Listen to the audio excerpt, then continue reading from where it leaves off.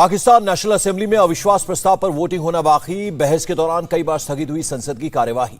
अविश्वास प्रस्ताव पर वोटिंग में देरी पर भड़के पाकिस्तान मुस्लिम लीग के नेता शहबाज शरीफ इमरान सरकार की हरकत को कोर्ट की अवहेलना बताया। अविश्वास प्रस्ताव पर वोटिंग में देरी पर बिलावल भुट्टो भी भड़के। स्पीकर पर सुप्रीम कोर्ट के फैसले को अनदेखा करने का लगाया आरोप। पाकिस्तान मुस्लिम लीग की नेता मरियम नवाज की मांग, अविश्वास प्रस्ताव पर वोटिंग कराओ। पाकिस्तान नेशनल असेंबली में शाह महमूद कुरैशी ने भारत की तारीफ की, कहा हिंदुस्तान के आगे पाकिस्तान की कोई हैसियत नहीं।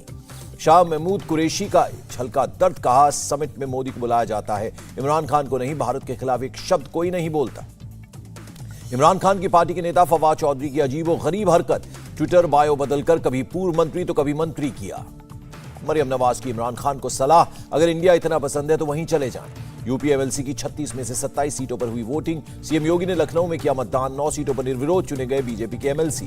बिहार एमएलसी चुनाव में बीजेपी के ज्यादा सीटें जीतने पर बोले सीएम नीतीश, एमएलसी चुनाव में जनता नहीं करती मतदान, पिछली बार भी बीजेपी जीती थी ज्यादा सीटें।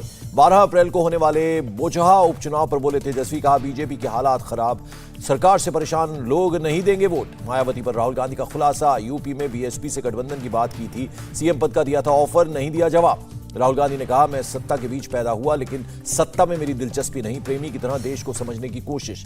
राहुल गांधी ने कहा देश की सारी संस्थाएं आरएसएस के हाथों में हैं, हमें मिलकर संविधान और संस्थाओं को बचाना होगा।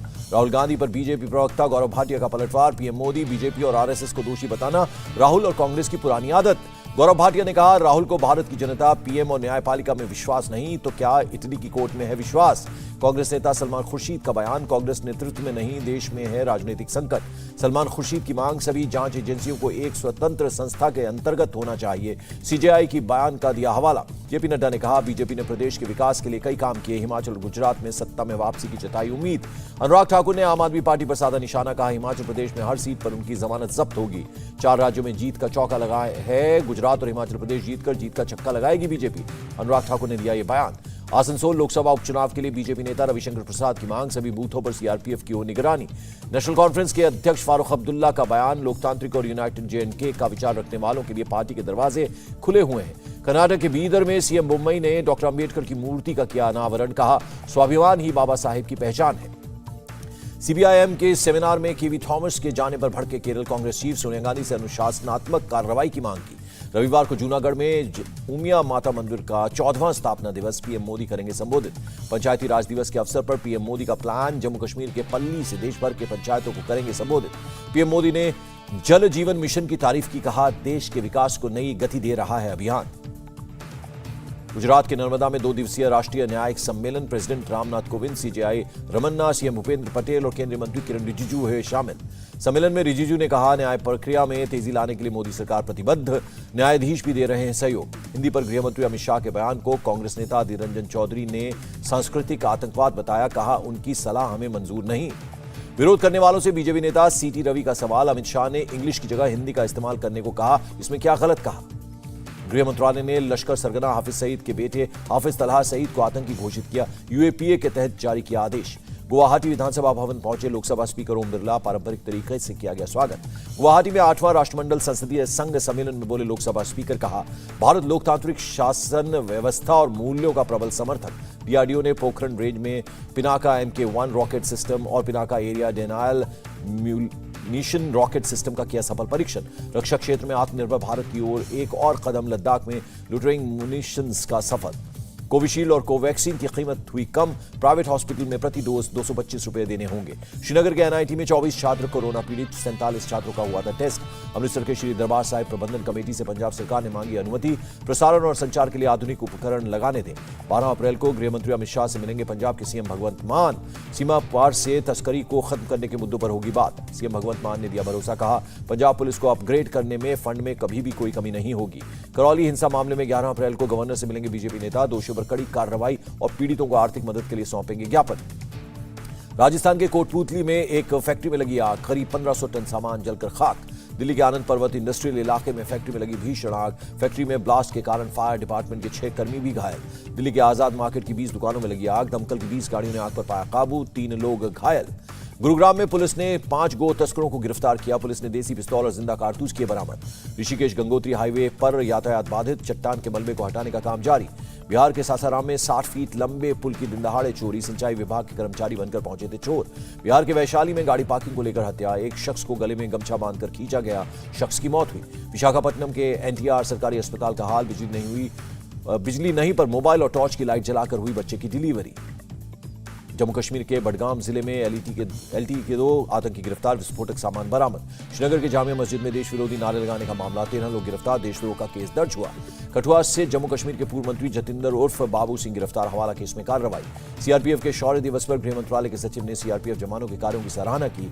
सीआरपीएफ की वजह से कश्मीर में लोग बेफिक्र घूमने जा रहे हैं। घाटी में बढ़ते आतंकी हमले पर बोले उपराज्यपाल मनोज सिन्हा, घबराने की जरूरत नहीं, हालात को ठीक करने में जुटे हैं सुरक्षा बल।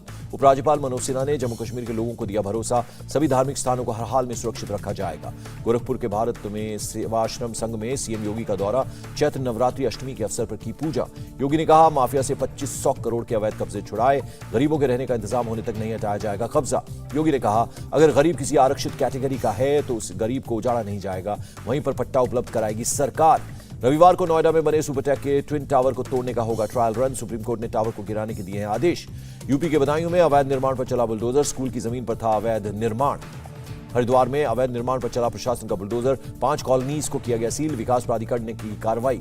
मध्य प्रदेश के इंदौर में एक होटल पर चला बुलडोजर, होटल को किया गया ध्वस्त, होटल में चल रही थी अवैध गतिविधियां।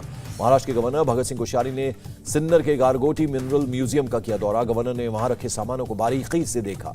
भगत सिंह कोश्यारी ने कहा, गारगोटी मिनरल म्यूजियम के देखने के बाद सिर्फ सांस्कृतिक भारत के उत्थान की बात होनी चाहिए। शिवसेना नेता संजय राउत ने कहा, पवार के घर के बाहर प्रदर्शन नहीं, साजिश, सूत्रधारों का राज जल्द खुल जाएगा, खास राजनीतिक दल से मिल रही है ताकत। संजय राउत ने कहा, हड़ताल से पवार का नहीं था कोई संबंध, कुछ लोग राक्षसों को पाल पोस रहे हैं, राक्षस उन्हें ही खा जाएंगे। शरद पवार के घर के बाहर हंगामे को डिप्टी सीएम ने खुफिया विफलता करार दिया, जांच के लिए सीनियर पुलिस अधिकारी की नियुक्ति की। शरद पवार के घर के बाहर प्रदर्शन करने का मामला, गुणरत्न सदावर्ते को कोर्ट ने 11 अप्रैल तक पुलिस हिरासत में भेजा। ट्रांसपोर्ट कर्मचारियों के प्रदर्शन के बाद महाराष्ट्र गृह मंत्रालय का फैसला, सुप्रिया सुले की बढ़ाई गई सुरक्षा।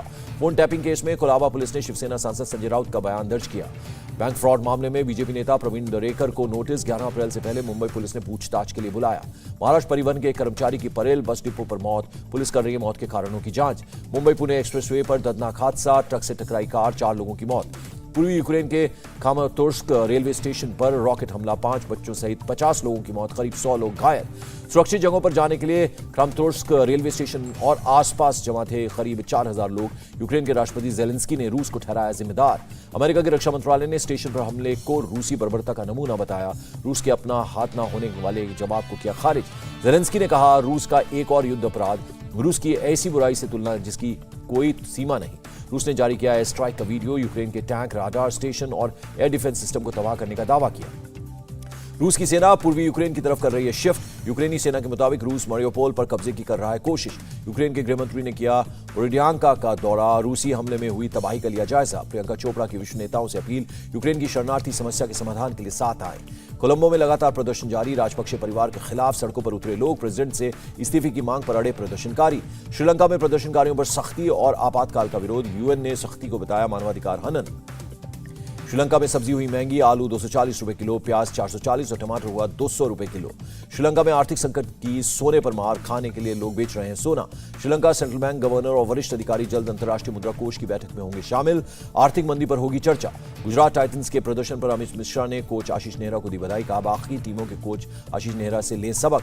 ग्रीम स्मिथ ने लखनऊ सुपर जायंट्स की जमकर तारीफ की, आईपीएल के एक सीजन में डेब्यू कर रहा है लखनऊ, 4 में से 3 मैच जीते हैं। इरफान पठान का दावा, बुमराह के लिए पेस जोड़ीदार की कमी मुंबई इंडियंस की हार की वजह।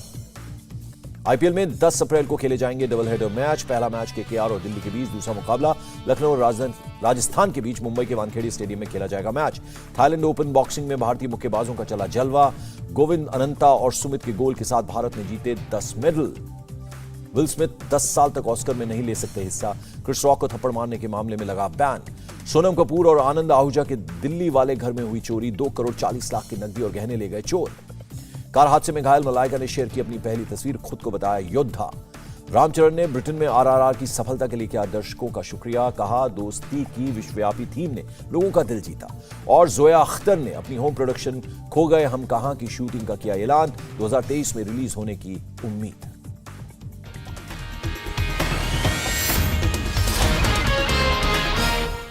इंडिया टीवी हर वक्त हर जगह डाउनलोड करने के लिए सर्च करें India TV news Google play store या ऐप स्टोर पर।